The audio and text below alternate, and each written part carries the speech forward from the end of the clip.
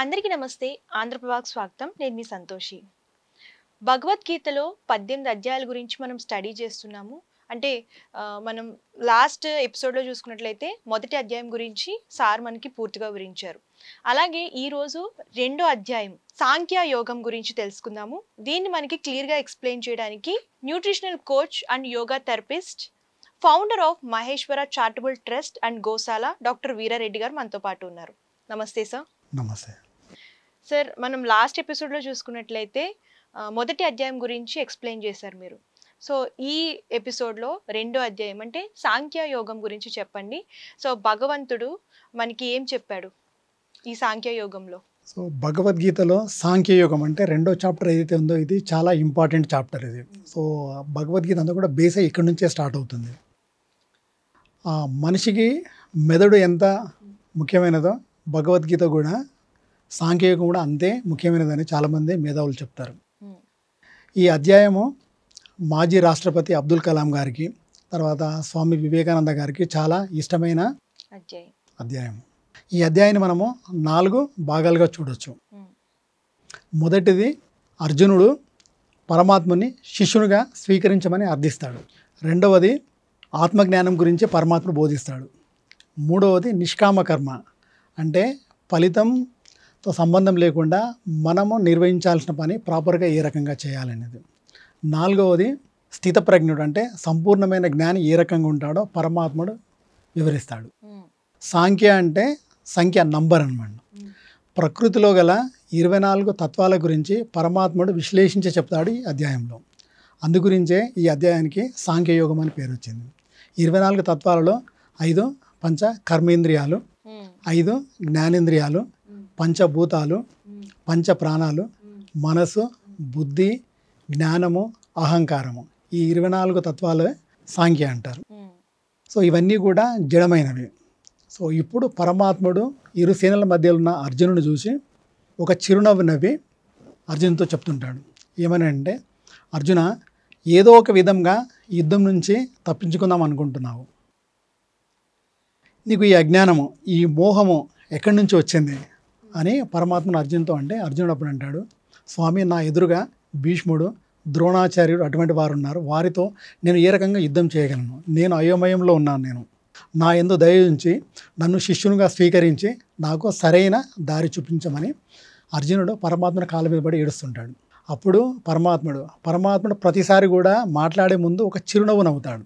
రాముడికి కృష్ణునికి తేడా ఏంటంటే, రాముడు మాట్లాడిన తర్వాత నవ్వుతాడు, శ్రీకృష్ణుడు మాట్లాడే ముందు నవ్వుతాడు. ఒక చిరునవ్వు నవ్వి, అర్జున, నువ్వు జ్ఞాని వల్లే మాట్లాడుతున్నావు. జ్ఞానులు ఎప్పుడు కూడా చనిపోయిన వారి గురించి కానీ బ్రతుకున్న వారి గురించి కానీ బాధపడరు. నీ దుఃఖానికి అర్థం లేదు. శక్తి అంతా నీలోనే ఉన్నది. నీ సహజ స్వభావమైన సిద్ధత్వాన్ని వెలుగెత్తి పిలువు. ముల్లోకాలని పాదక్రాంతమై ఉన్నాయి. శరీరం అనేది టెంపరీగా ఉంటుంది, కానీ ఆత్మనే పర్మనెంట్గా ఉంటుంది. మానసిక శారీరక బలహీనతల వల్లనే మానసిక రుగ్మతలు, తర్వాత బాధలు, దుఃఖాలు ఇవన్నీ కలుగుతాయి. ఇవన్నీ కూడా మనిషినికి విరక్తిని కలిగిస్తాయి. నీ పౌరుషాన్ని వెలుగెత్తి చాటు. సో పౌరుషంతో అన్ని పనులు చేయగలం మనం. సో అర్జున, నువ్వు అద్భుతమైన విజయాలు సాధిస్తావు. నువ్వు భయపడకూడదు. ఎప్పుడైతే నువ్వు భయపడతావో నువ్వు నాశనమైనట్టే లెక్క. ఓకే, అంటే కృష్ణుడు అర్జునుడికి ధైర్యం చెప్పాడు ఈ అధ్యాయంలో. ఎస్.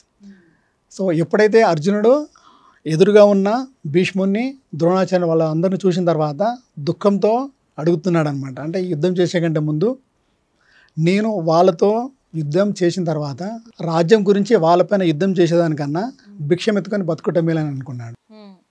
అప్పుడు అతనికి కావాల్సిందంటే ధైర్యం కావాలి. సో తర్వాత చాప్టర్లో కర్మ గురించి, భక్తి గురించి, జ్ఞానం గురించి చెప్తాడు. కానీ ఇప్పుడు అర్జునుడికి అవసరమైంది ధైర్యం కావాలి. మనకి లక్ష్యం ఉన్నది. ఫస్ట్ చాప్టర్లో మనకి లక్ష్యం ఉన్నది. తర్వాత సెకండ్ చాప్టర్లో మనం లక్ష్య సాధించాలంటే మనకి ధైర్యం కావాలి. సో పరమాత్ముడు ధైర్యం బోధిస్తున్నాడు దీంట్లో. సో ఆత్మ అనేది పర్మనెంట్గా ఉంటుంది. దానికి ఆత్మకి జనన మరణాలు కానీ వృద్ధి క్షయాలు కానీ ఉండవు. ఆత్మ పర్మనెంట్గా ఉంటుంది, శరీరమే నశిస్తుంది. సో ఆత్మకి పాస్ట్ టెన్స్ ఉంటుంది, ప్రజెంట్ టెన్స్ ఉంటుంది, ఫ్యూచర్ టెన్స్ ఉంటుంది. కానీ శరీరానికి మాత్రము బాల్యము, యవ్వనము, వృద్ధాప్యం అనే మార్పులు జరుగుతూ ఉంటాయి.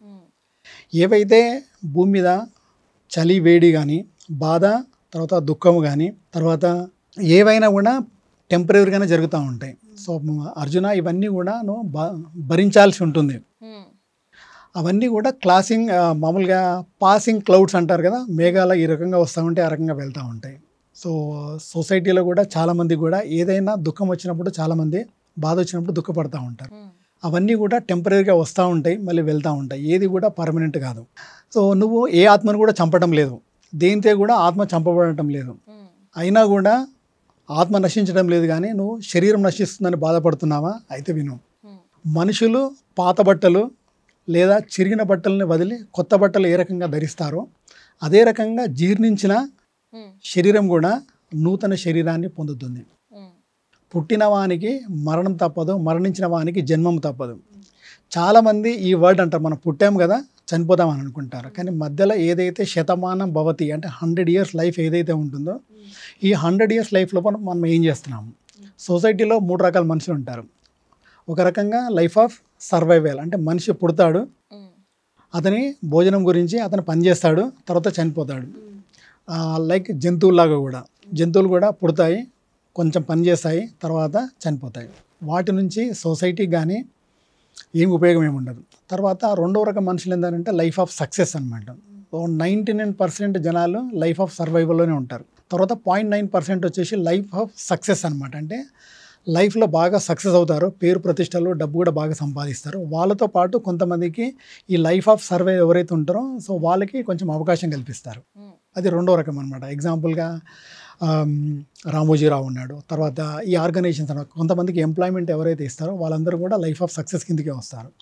తర్వాత మూడో రకం కేటగిరీ ఏంటంటే లైఫ్ ఆఫ్ సిగ్నిఫికెన్స్ అనమాట. అంటే మనము వెళ్ళిపోయిన తర్వాత కూడా మన బోధనలు కానీ మన పనులు కానీ సొసైటీకి బాగా ఉపయోగపడతాయి. ఎగ్జాంపుల్గా స్వామి వివేకానంద, రతన్ టాటా.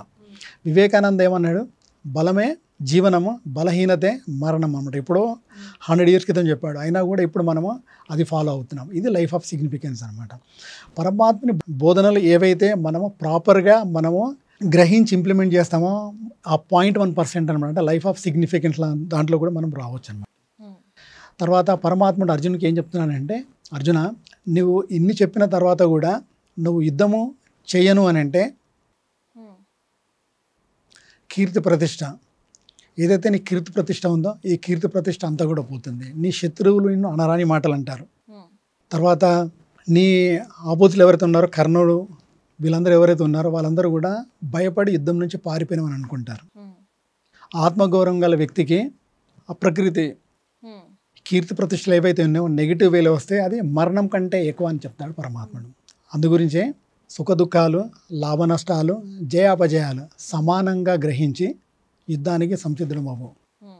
యుద్ధంలో గెలిస్తే రాజ్యాన్ని పొందుతావు, యుద్ధంలో ఓడిపోతే స్వర్గానికి వెళ్తావు అని పరమాత్ముడు అర్జునుడికి భుజం మీద చేయబెట్టి ధైర్యం చెప్తాడనమాట. సార్ ఇది అంటే ఈ ధైర్యం దీని గురించి అంటే 2వ అధ్యాయంలో ఏదైతే చెప్పాడో కృష్ణుడు మన రియల్ లైఫ్లో ఎలా తీసుకోవచ్చు, అలాగే మనం ఎలా అచీవ్ చేయొచ్చు దీన్ని? అంటే చాలా మంది చిన్న చిన్న వాటికే భయపడుతూ టెన్షన్స్ పడుతూ ఉంటారు కదా. సో ధైర్యంగా ఉండాలి అని అంటే ఏం చేయాలి? ఫస్ట్ దానికి మనకు గోల్ అనేది ఉండాలి. లైఫ్లో మనకి ఏదైతే గోల్ ఉంటుందో ఆ గోల్ అచీవ్ చేయాలని అంటే మనకు ధైర్యం కావాలి. ఫస్ట్ మనం గోల్ డిసైడ్ చేసుకోవాలి. మనము ఏదైతే ప్రొఫెషన్లో ఉంటామో, ఎగ్జాంపుల్ మనం ఇక్కడ నుంచి మనం ఒక చోటుకి వెళ్ళాలి, ఒక చోటు నుంచి ఇంకొక చోటుకి వెళ్ళాలి. చోటుకి వెళ్ళాలన్నప్పుడు ట్రాఫిక్ ఉంటుంది, తర్వాత ఒక్కొక్కసారి రోడ్ సరిగ్గా ఉండదు. సో దానికి ముందు మనము ఎక్కడి వరకు వెళ్ళాలి, మనం ఏ రోడ్లో వెళ్ళాలి మనం డిసైడ్ చేసుకున్న తర్వాత మనకు కూడా వర్షం పడుతుంది, లేకుంటే బయట ఎండ ఎక్కువగా ఉన్నది, ఇవన్నీ కూడా టెంపరీ ఛాలెంజెస్ అనమాట. సో మనము డిసైడ్ చేసుకున్న తర్వాత మనం ఒక అడుగు ముందుకు వేసిన తర్వాత అడుగు ముందుకు వేయాలంటేనే మనకు ధైర్యం కావాలి. ధైర్యము సాహసం ఉంటేనే ఒక అడుగు ముందుకు వేయగలము. ధైర్యం సాహసం లేకుంటే ఒక అడుగు కూడా ముందుకు వేయలేము. అందు గురించి ధైర్యం అనేది లోపల నుంచి రావాలి. అవన్నీ రావాలి. ధైర్యం రావాలని అంటే మనకి పాజిటివ్ మెంటల్ ఏదైతే భగవద్గీత ఏదైతే ఉన్నదో, సో భగవద్గీతలో అర్జునుడికి ఉపదేశించిన బోధనలు ఏవైతే ఉన్నాయో దీనికి ఒక ఎగ్జాంపుల్ ఏంటంటే, ఈవెన్ మన భారత స్వాతంత్ర్యం పోరాటంలో కూడా మహాత్ములు, తర్వాత వీళ్ళందరూ కూడా స్వామి వివేకానంద అంకురార్పణ చేశాడు. తర్వాత తిలక్, రవీంద్రనాథ్ ఠాగూర్, అరబిందో, తర్వాత సావర్కర్, సుభాష్ చంద్రబోస్ వీళ్ళందరూ కూడా భగవద్గీత బోధనలు ఆచరించి నిర్భయంగా పోరాడారు. సో ధైర్యం అనేది మనకు లోపల నుంచి రావాల్సి ఉంటుంది. మనము గోల్ డిసైడ్ చేసుకున్న తర్వాత గోల్ అచీవ్ చేయాలంటే ఆటోమేటిక్గా ధైర్యం వస్తుంది. ధైర్యం తర్వాత మనకు ఏదైతే పని, మన కర్మ ఏదైతే ఉంటుందో, అంటే మనం అనుకున్న పని ఏదైతే ఉంటుందో, ముందు పని వేరుంటుంది, తర్వాత మనం వేరు అవుతాం, తర్వాత కొంచెం కొంచెం పని మనకు అర్థమవుతుంది, ఆ తర్వాత పని మనం అవుతాం అనమాట. అవన్నీ కూడా నెక్స్ట్ చాప్టర్లో మనం కర్మయోగంలో తెలుసుకుంటాము. ఇప్పటివరకు మన ధైర్యం గురించి పరమాత్మ చెప్పాడు. తర్వాత స్థితప్రజ్ఞుడు, సంపూర్ణమైన జ్ఞాని ఏ రకంగా ఉంటాడో పరమాత్మ చెప్తున్నాడు. అంటే కొంతమంది సుఖాలకు పొంగిపోతారు. ఎవరైతే సుఖాలకు పొంగిపోరో, దుఃఖాలకు కృంగిపోరో, జయాపజయాలను సమానంగా చూస్తూ మనస్సుని, ఇంద్రియాలని కంట్రోల్లో ఉంచుకొని సిచ్యువేషన్ బట్టి ఎవరైతే ప్రవర్తిస్తారో వాళ్ళనే స్థితప్రజ్ఞుడు అంటారు, అంటే సంపూర్ణమైన జ్ఞాని అని అంటారు అనమాట. కామ, క్రోధ, లోభాలు అవన్నీ కూడా మానసిక రోగాలు. ఇవి మానసిక రోగాలు మనం అనుకోవడం లేకపోవడం వల్లనే మనం వాటి నుంచి బయటకు రాలేకపోతున్నాం. ఏదైనా మనకు ఒక వస్తువు మీద మమకారం ఏర్పడితే దాని నుంచి కోరిక పుడుతుంది. కోరిక ద్వారా కామ, క్రోధ, లోభాలు ఏర్పడతాయి. సొసైటీలో మనిషికి ఎన్ని భోగభాగ్యాలు లభించినా కూడా కోరికలు చల్లారవు. ఎవరైతే మనిషికి కోరికల ద్వారా కామ, క్రోధ, లోభాలు వస్తున్నాయని తెలుసుకుంటాడో అతను కోరికలను త్యజిస్తాడు. అంటే అర్థం ఏంటంటే కోరికలు అనేవి సొసైటీకి ఉపయోగపడేటట్టు ఉండాలి, మన ఇండివిజువల్గా ఉండకూడదు. సో మన మనసుని, మన ఇంద్రియాలని కంట్రోల్లో ఉంచుకోవాలి. ఎగ్జాంపుల్గా ఇప్పుడు ఒక పడవ నీటిపైన వెళ్తుంది. ఒక గాలి, తీవ్రమైన గాలి ఒక పక్కకు తోయగలదు. అదే రకంగా మన మనసుని కానీ ఇంద్రియాలను కానీ ఒక పక్కకి మనకి దాని మీద లోపడితే మన ఒక రకంగా ఒక పక్కకు వెళ్ళిపోతాయి. సో మన గోల్ మీద మనం ఫోకస్ చేయలేము. అందు గురించనే మనసుని, ఇంద్రియాలని కంట్రోల్లో ఉంచుకొని మనము జీవనం సాగించాలి. దానికి ధైర్యం అనేది చాలా ఇంపార్టెంట్ అనమాట. సో ధైర్యంతో మనం అన్ని పనులు చేస్తే మనం లైఫ్లో సక్సెస్ కాగలము, లైఫ్ ఆఫ్ సిగ్నిఫికెన్స్ లెవెల్కి వెళ్ళగలము. భగవద్గీత గురించి చాలా చక్కగా వివరిస్తున్నారు సార్. Thank you.